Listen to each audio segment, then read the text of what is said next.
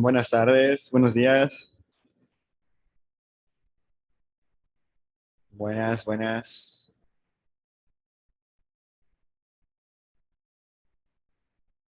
Bueno, ¿me escuchan?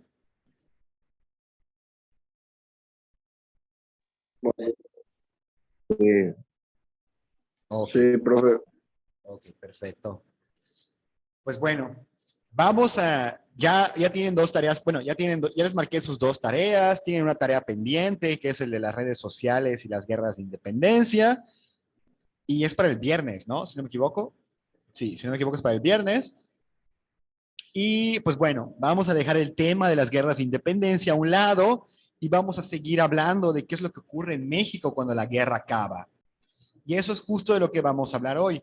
Vamos a hablar de un periodo de la historia bien raro, bien extraño, pero que no deja de ser interesante. El periodo de la historia del que vamos a hablar hoy es el primer imperio mexicano. ¿Ok? Ya vimos qué ocurrió en las guerras de independencia, los vimos en las clases pasadas. Pues bueno, solo de manera muy breve, la consumación de la independencia, de manera muy breve, ¿ok? Vamos a repasarlo. La consumación de la independencia se da cuando en 1821 Agustín Iturbide y Vicente Guerrero, estos dos generales que andaban peleando, Vicente Guerrero del bando de los independentistas y Agustín Iturbide Agustín Iturbide del lado de los españoles, se reúnen, pactan una paz secreta, después de mucho pelear, después de mucho combatir, pactan una paz secreta y firman los tratados de Córdoba. Esta paz o este encuentro entre estos dos generales que históricamente habían sido enemigos se va a llamar el abrazo de Acatempam. ¿Ok? Ambos fusionan a sus ejércitos, el ejército independentista se fusiona con el ejército imperial y crean al ejército trigarante. El ejército trigarante va a entrar, bueno, los colores del ejército trigarante son los colores de la bandera actual y el ejército trigarante va a entrar a la Ciudad de México el 21 de septiembre de 1821 sin encontrar resistencia. ¿Ok? Ya no va a haber nadie que defienda la Ciudad de México porque vamos, el ejército español ahora se acaba de fusionar con el ejército independentista y ya no hay nadie que defienda la Ciudad de México, entonces el ejército trigarante entra a la capital sin encontrar resistencia, y en 1821 Agustín Iturbide, como representante del ejército trigarante, firma la independencia y firma la paz con el último virrey, que sería Juan O'Donoghue. ¿Okay? Y así es como acaba la independencia. El guerrillero Vicente Guerrero junto a Agustín Iturbide, el general imperial, unen sus ejércitos y declaran la independencia. Si alguien tiene dudas sobre la independencia, puede decirlo porque ya vamos a pasar a otro tema. Se consuma la independencia, los rebeldes instauran un congreso y todo parece ser que va bien. Todo parece indicar que México va a ser un país democrático y una república, pero ocurre un suceso muy raro. Se declara el primer imperio mexicano.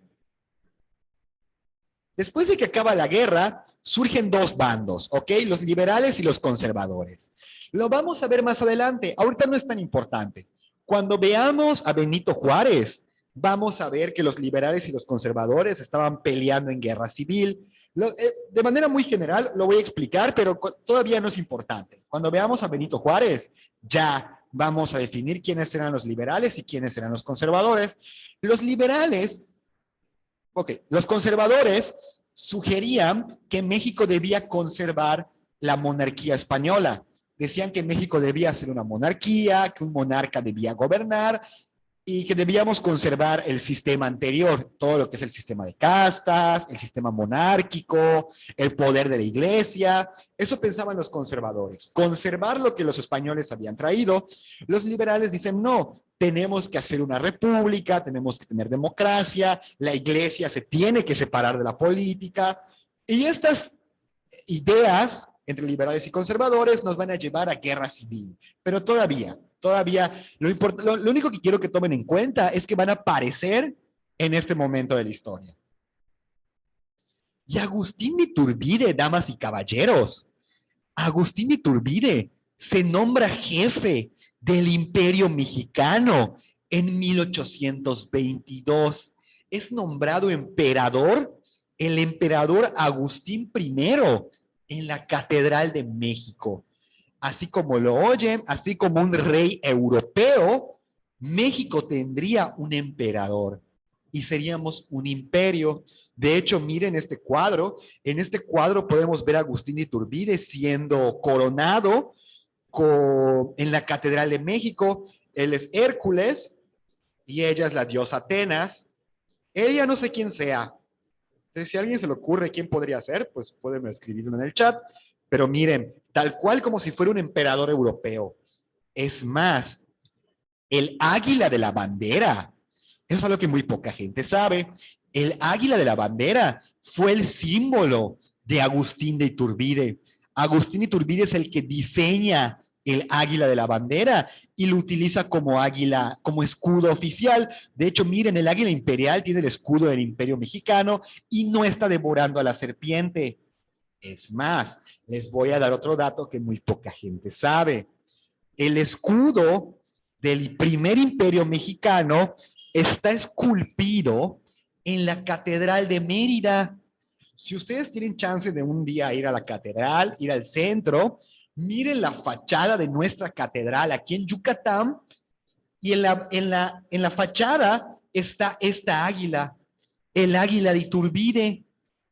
Antes no había el águila. Antes, en la fachada de la catedral, estaba el escudo de los reyes españoles. Pero cuando surge el primer imperio mexicano, se va a mandar a tumbar el escudo español y se va a labrar el símbolo del imperio mexicano. Y hasta la fecha sigue ahí, en la catedral, a pesar de que el imperio mexicano ya no existe. Entonces, miren, este periodo de la historia, hasta la fecha, tiene resabios, tiene vestigios en nuestro presente, como la Catedral de Mérida. Entonces vayan y pueden ver, el águila de Iturbide está ahí. Y pues bueno, Iturbide se nombra Agustín I, ¿ok? Emperador de México. Y disuelve el Congreso. El Congreso que los independentistas habían formado para gobernar México democráticamente es destruido por Iturbide, ¿ok? De tal manera que él se nombra el líder supremo del país. Lo que va a ocurrir con Iturbide es que el imperio mexicano se va a desplomar en un año. Este gran imperio solo va a durar un año, es más, menos de un año, como 9 a 10 meses. ¿Por qué? Creemos los historiadores que Agustín Iturbide no tenía un proyecto de nación, no tenía un plan al que seguir.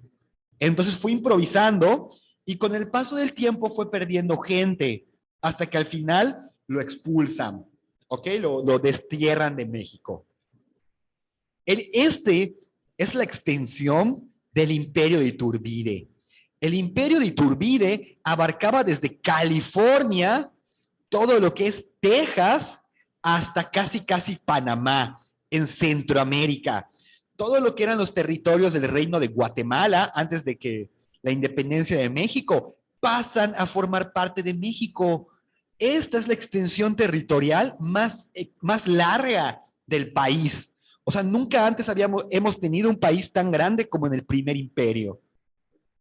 Pero como les iba diciendo, con el paso del tiempo, Agustín I pierde el apoyo popular. La gente se comienza a enojar con él y muchos independentistas como Vicente Guerrero, como Guadalupe Victoria, se empiezan a enojar con él y le dan la espalda. Porque dicen, es que Agustín I nos traicionó. Es decir, llevamos 10 años luchando para expulsar a los monarcas y ahora él se declara un monarca. Entonces Agustín I comienza a perder apoyo popular y es destituido en 1923. Y un año después, en 1924, Agustín Iturbide es fusilado. ¿Ok? El primer emperador de México es fusilado por los mismos mexicanos. Y ahora les voy a dar un dato que muy poca gente sabe. La familia de Agustín de Iturbide sigue viva.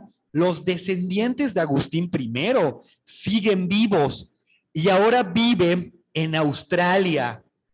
Viven en Australia y son considerados, escuchen esto, son considerados familia real, son considerados realeza, son considerados nobles.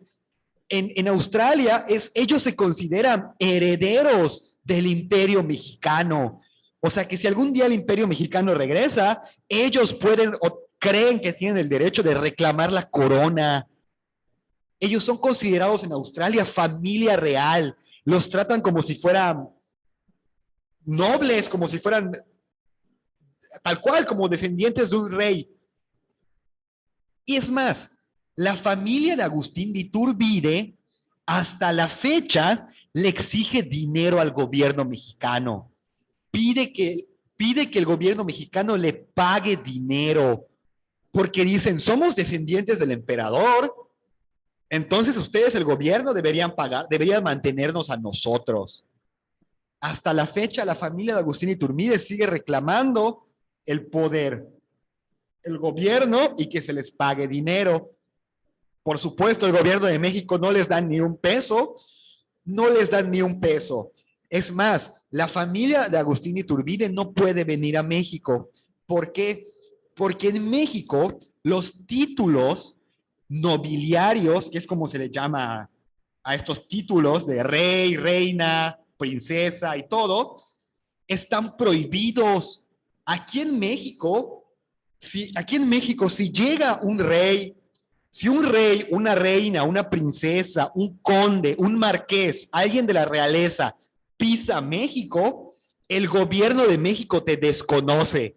Es decir, tú no puedes tener un título viviendo en México. Si tú eres un rey de Holanda, por así decirlo, y vienes a México, tú eres una persona normal, como tú, como yo, como todos nosotros. ¿Ok? En México están prohibidos los títulos, está prohibida la realeza, por eso los descendientes de Agustín Iturbide no pueden venir a México porque van a perder sus privilegios. Serían dejar de ser considerados familia real o realeza, entonces prefieren quedarse en Australia, en donde sí los tratan como si fueran realeza. Pero sí, para que vean que la familia de Iturbide hasta la fecha le sigue exigiendo dinero a los mexicanos. ¿Y cuál fue la consecuencia del desmembramiento del imperio Iturbide? ¿Cuál fue la consecuencia de la caída del imperio? Pues bueno, todos los países de Centroamérica, todo lo que antes pertenecían a México, y ahora estos países se van a independizar. Miren, todo lo que es Guatemala, El Salvador, Honduras, Nicaragua, pertenecieron al imperio mexicano. Y estos países van a declarar su independencia de México y van a crear los países que actualmente existen. Todo lo que es Guatemala, El Salvador, Belice, Honduras, Nicaragua, se independizan de México. Y eso es algo que no se nos dice. Otra cosa que no se nos dice y la historia de México oculta, eso es totalmente en serio. Cuando tengan un próximo maestro de historia, pregúntenle, seguramente no lo va a saber. México invadió El Salvador. El imperio mexicano mandó soldados a conquistar El Salvador. Muchas veces hablamos de México como, ay, pobrecitos, nos invade España, nos invaden los gringos, nos invaden los franceses. Y México, cuando tuvo oportunidad, invadió El Salvador. Así como lo oyen, hubo generales mexicanos. México intentó conquistar El Salvador y gana. De hecho, México gana. Lo que va a pasar, México lleva soldados a pelear a El Salvador y conquista El Salvador. Pero cuando los soldados regresan a México, el imperio de Iturbide ya no existe. Iturbide ya murió y el imperio mexicano ya cayó. Entonces su conquista no sirvió de nada. Y ya al final los países de Centroamérica se independizan. ¿Ok? También Iturbide tuvo la intención de invadir Cuba. Cuba es esta isla que está por aquí. Él tenía planes de invadir Cuba. Entonces, miren, México, es algo que no se nos dice. México tenía pretensiones de invasión, ¿ok? Siempre se nos ven como víctimas y ahora México intentó ser verdugo. Bueno, y lo que les iba diciendo, una de las consecuencias de la caída del Imperio Mexicano es la independencia de Centroamérica, Guatemala, El Salvador, Honduras, Nicaragua, e incluso se querían llevar a Chiapas. Chiapas se lo querían llevar, pero Chiapas se queda en México al final. De hecho, lo que hacen es lo que hacen los chapanecos, hacen una consulta, la gente vota para ver si Chiapas se queda en México o se va o forma parte de Guatemala. Chiapas está por aquí.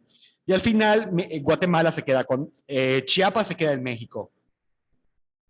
Pero bueno, expulsan a Agustín Iturbide y lo fusilan.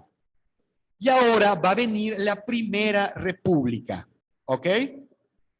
Iturbide es derrocado y se nombra un nuevo congreso y se escribe una nueva constitución. Oigan, me está diciendo la aplicación que tengo fallas de internet. Entonces, si se escucha entrecortado o alguien quiere que yo repita algo, por favor díganme para que puedan tomar apuntes o puedan prestar atención, porque me parece que tengo que el internet está fallando. Pues bueno, Iturbide es derrocado y se nombra un congreso, que es el tatarabuelo de la Cámara de Diputados y Senadores que tenemos actualmente, y se escribe una constitución. Oigan, me equivoqué aquí. Es 1824, no 1924. Me equivoqué, es 1800. Entonces, si lo pueden corregir cuando hagan apuntes, pues tomen en cuenta que es 1800, no 1900. Se establece la figura del presidente y se divide el poder. El presidente, pues vamos, es la figura que actualmente tenemos y se divide el poder en tres. El poder ejecutivo, el poder legislativo y el poder judicial, que hasta la fecha todavía siguen existiendo. Y se le da nombre al país. Se le nombra Estados Unidos Mexicanos. Y la filosofía es que cada estado tenga su propia independencia, cada estado va a poder gobernar y a menos que sea una decisión importante, ya se le pregunta al presidente. ¿Ok? ¿Cómo está la fecha? Hasta la fecha, el gobernador de México, el gobernador de Yucatán es Mauricio Vila y Mauricio Vila tiene cierta independencia en Yucatán. Entonces, esa es la idea, ¿ok? Que cada estado tenga su propio gobierno.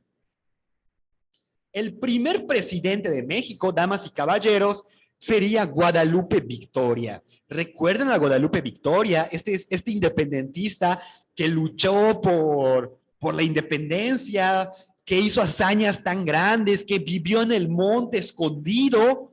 Él abría elecciones y él gana las primeras elecciones democráticas y se vuelve el primer presidente de la historia de México. ¿Ok? Las elecciones no eran como actualmente las conocemos. Actualmente, bueno, no sé si ustedes ya son mayores de edad.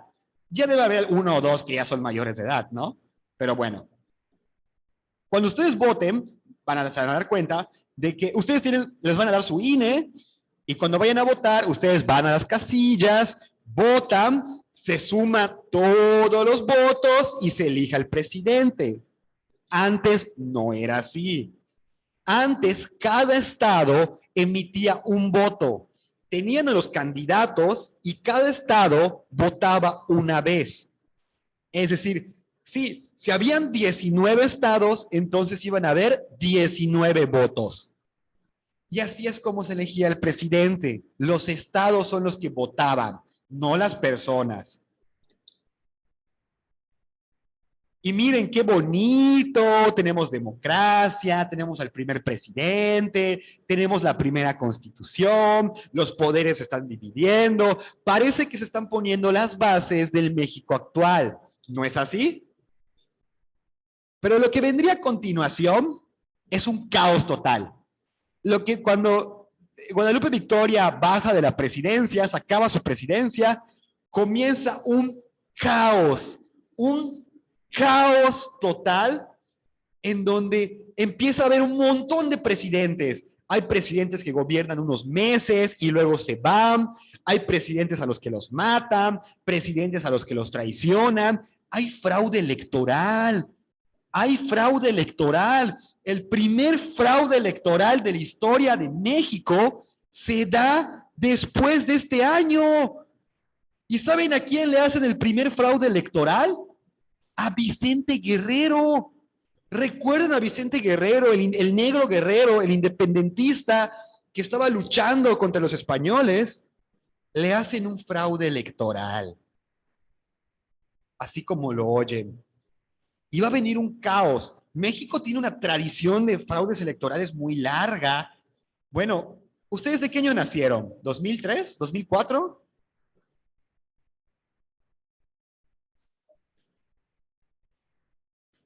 ¿En qué año nacieron? 2005. 2005. 2005. 2005. 2004, profe. Ok, ok. Ah, bueno. 2003. Okay. Pregunto, porque a ustedes no les tocó el fraude del 2006.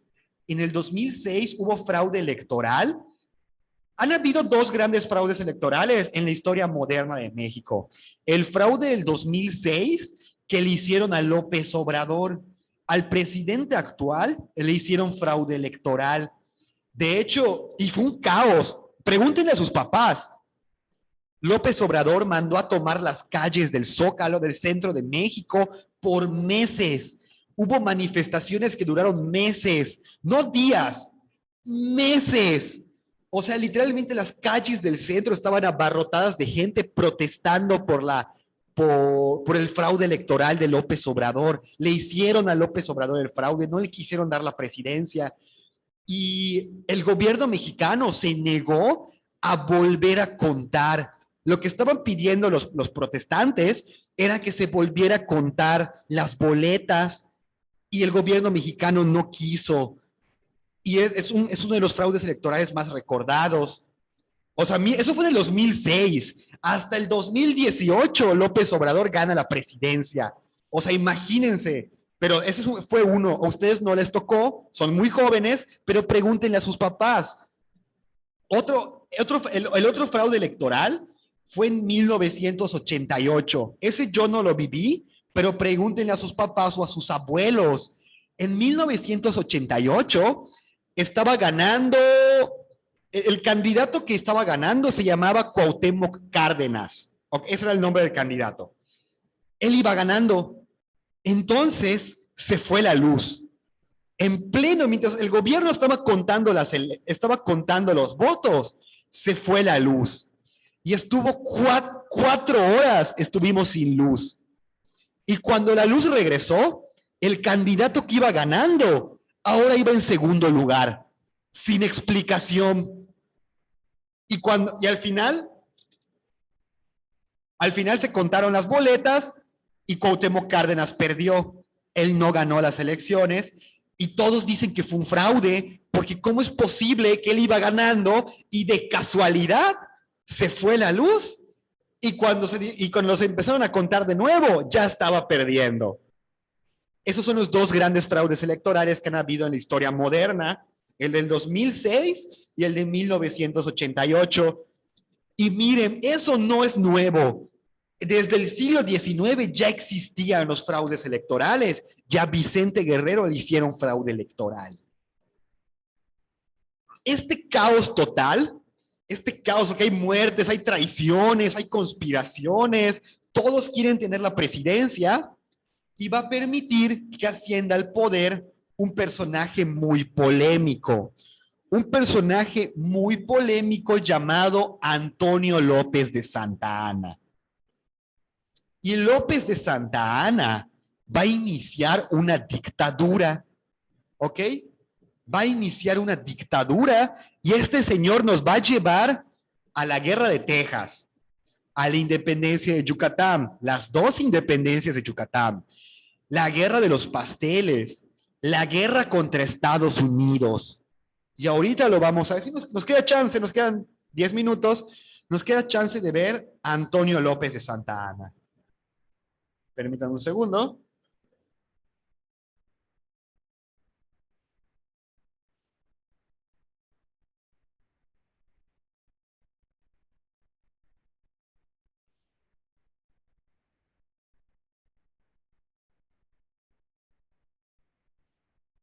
Si alguien tiene dudas, comentarios, quieren preguntar algo sobre el Imperio Mexicano, los fraudes electorales, adelante, ¿eh?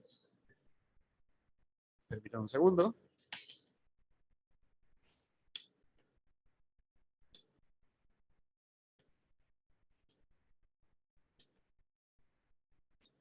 Ok. Y comienzan las dictaduras de Antonio López de Santa Anna. Antonio López de Santa Anna va a gobernar en 11 ocasiones por 33 años.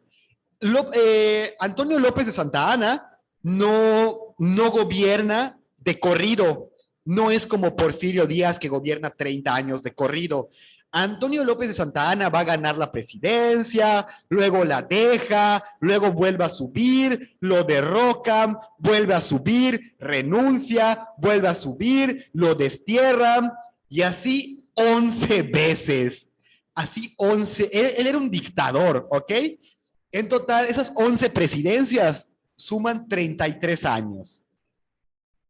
Santa Anna sube al poder tras las elecciones de 1835 y automáticamente se declara dictador de México, ¿ok? Cuando él se declara dictador de México, nos mete en un problema totototototota. ¿Por qué? Porque muchos estados comienzan a independizarse. Ya vimos cómo México se va a comenzar a desfragmentar. Ya México ya perdió Centroamérica. Ahora los demás estados con Santa Anna en el poder van a pedir su independencia. Comienza la crisis separatista, ¿ok? Así es como se llama este periodo de la crisis separatista. Y miren, estos son los estados que se van a independizar. Yucatán declara su independencia. De hecho, mucha gente no sabe esto. Cuando Yucatán se independiza, empieza una guerra entre yucatecos y campechanos. Campeche y Yucatán entraron en guerra porque Campeche quería formar parte de México y Yucatán quería ser un país independiente. Entonces, Yucatán y Campeche entran en guerra y Yucatán gana. Yucatán gana la guerra, pero Campeche le pide ayuda a México y México envía soldados para conquistar Yucatán. Entonces hay una guerra entre mexicanos y campechanos y yucatecos. La guerra la ganan los yucatecos. Bueno, no es que la ganen, el ejército mexicano se retira, ¿ok? Y Yucatán declara su independencia. Otro estado que va a declarar su independencia es la República de Río Grande. Todo lo que es Tamaulipas, todo lo que es Nuevo León, va a buscar su independencia en la República de Río Grande. Y por último y no menos importante, otro estado que va a buscar su independencia es Texas. Texas va a intentar encontrar su independencia y nos va a llevar a la guerra de independencia de Texas. Pero ¿por qué se querían independizar estos países? Porque hay una lucha ideológica entre federalismo y centralismo. ¿Ok? Los federalistas y los centralistas van a comenzar a luchar y como Santa Anna era centralista, los federalistas dicen, no, ¿qué te pasa? No voy a dejar que me gobierne un centralista. Y es cuando comienzan a independizarse. ¿Ok? ¿Cuál es la diferencia entre centralismo y federalismo? Pues lo voy a explicar a continuación. A ver, el centralismo propone que México debe gobernarse desde Ciudad de México. Eso es lo que dicen los centralistas. Miren esta foto de aquí, eso es el centralismo. Las decisiones políticas de México se deben gobernar desde el centro, como su nombre lo dice. El centralismo. Ciudad de México, que es el centro del país, son los que deben tomar las decisiones por los demás estados. Los federalistas, en cambio, proponen que cada estado tenga su independencia. Cada estado tiene su propio gobernador y cada estado es libre de tomar su propia decisión. Este centralismo, todo se toma desde México. Federalismo, cada estado gobierna su propio territorio. Los estados como Texas o Yucatán eran federalistas. Por eso cuando Santa Anna se nombra centralista, hay problemas. Y comienza, damas y caballeros, la guerra de Texas. La guerra de Texas de 1835 a 1836. Contexto, ¿cómo inicia la guerra de Texas? Esto no está en las láminas porque se me olvidó, pero se los puedo contar. ¿Ok? A ver, todo comienza después de las guerras de independencia. Cuando México expulsa a España del territorio, México comienza a recibir inmigrantes estadounidenses, porque México dice, es que necesitamos gente. Si España vuelve a invadir México, necesitamos personas, necesitamos gente. Entonces comienzan a permitir que los gringos lleguen a vivir a Texas. Permiten que los tejanos, permiten que los gringos entren a vivir a Texas. Con 3 condiciones. Los mexicanos les ponen 3 condiciones a los tejanos. 1, que no hay esclavitud. Porque en México la esclavitud estaba prohibida y en Estados Unidos no.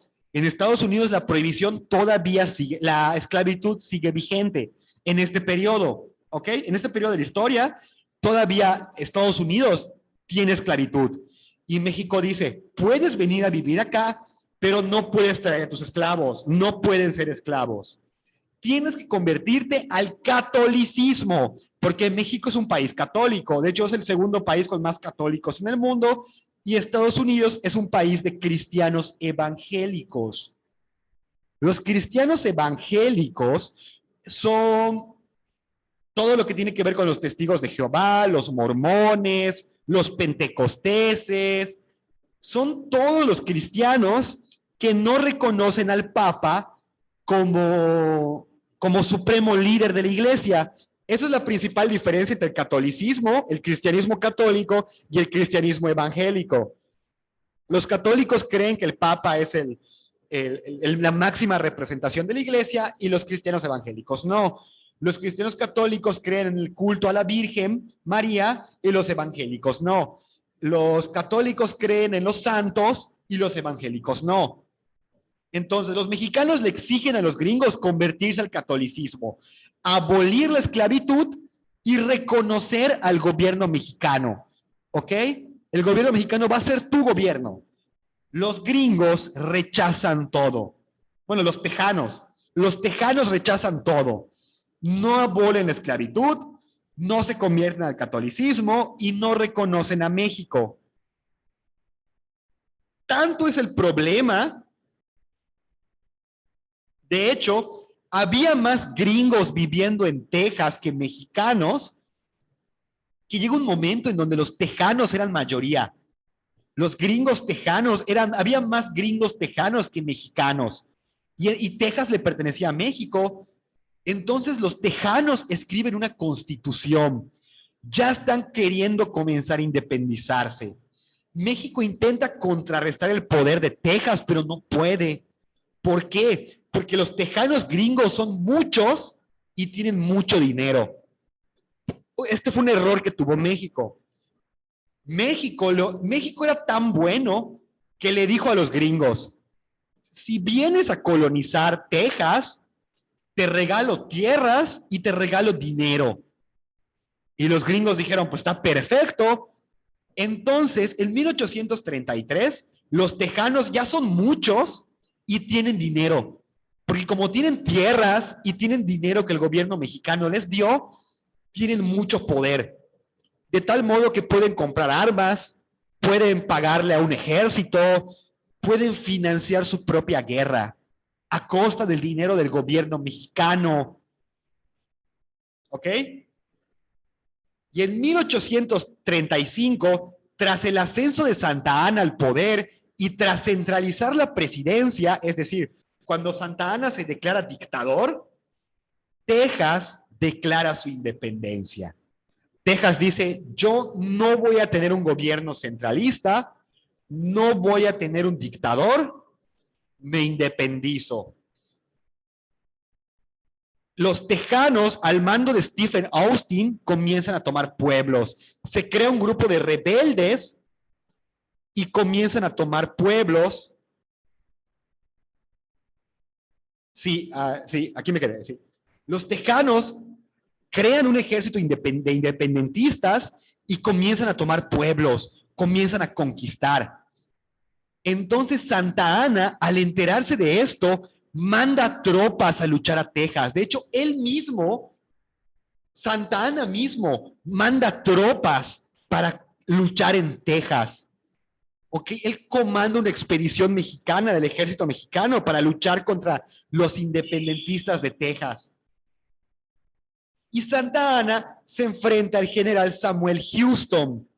Por eso en Texas hay una ciudad que se llama Houston, Texas, en honor a este general. Santa Anna se enfrenta a Houston en combate y Santa Anna derrota a Houston. Santa Anna comienza a derrotar a los tejanos. México comienza a ganar. Es más, una de las batallas más importantes y más famosas de este periodo es la batalla del Álamo. La batalla del Álamo es cuando un grupo de 700 independentistas tejanos se refugian en un fuerte. Entonces Santa Anna manda a su ejército a combatir y es una batalla muy sangrienta, pero al final Santa Anna derrota a los independentistas, y los mata a todos. Después de que los derrota, hace una masacre. Solo de las 700 personas, solo deja a dos personas vivas. De hecho, de la batalla del Álamo, esta imagen es una película, muy buena, por cierto, donde se recrea la batalla del Álamo. De la batalla del Álamo surge el grito de guerra, que significa Remember the Álamo. El grito de guerra, Remember the Álamo, o recuerden el Álamo, va a ser el grito de guerra de los independentistas. Cada vez que los tejanos se enfrenten a los mexicanos, van a gritar Remember the Álamo, como para motivar a los estadounidenses y para desmoralizar a los mexicanos. Es más, hasta la fecha, el grito Remember the Álamo es utilizado en los partidos de fútbol. Cada vez que México juega contra Estados Unidos, se pueden escuchar los gritos Remember the Álamo, como para motivar a los futbolistas gringos y como para desmoralizar a los futbolistas mexicanos. Pero sí, esta batalla fue tan importante que hasta la fecha se grita. Cuando México y Estados Unidos compiten en algún deporte, se grita Remember the Álamo. Pero bueno, nos queda un minuto de clase. Vamos a dejar la clase hasta acá y luego seguimos con la guerra de independencia de Texas. Vamos a dejar la clase hasta acá. La próxima clase seguimos hablando de la independencia de Texas y la guerra contra Estados Unidos. ¿Ok? Vamos a dejar la clase hasta acá. Nos vemos la próxima clase, que es mañana, ¿no? Mañana. Nos vemos mañana y seguimos con este tema. ¿Ok? Bueno, se pueden desconectar. La clase ha terminado. Nos vemos mañana. Gracias, maestro. Luego, profe. Gracias, maestro. Nos vemos.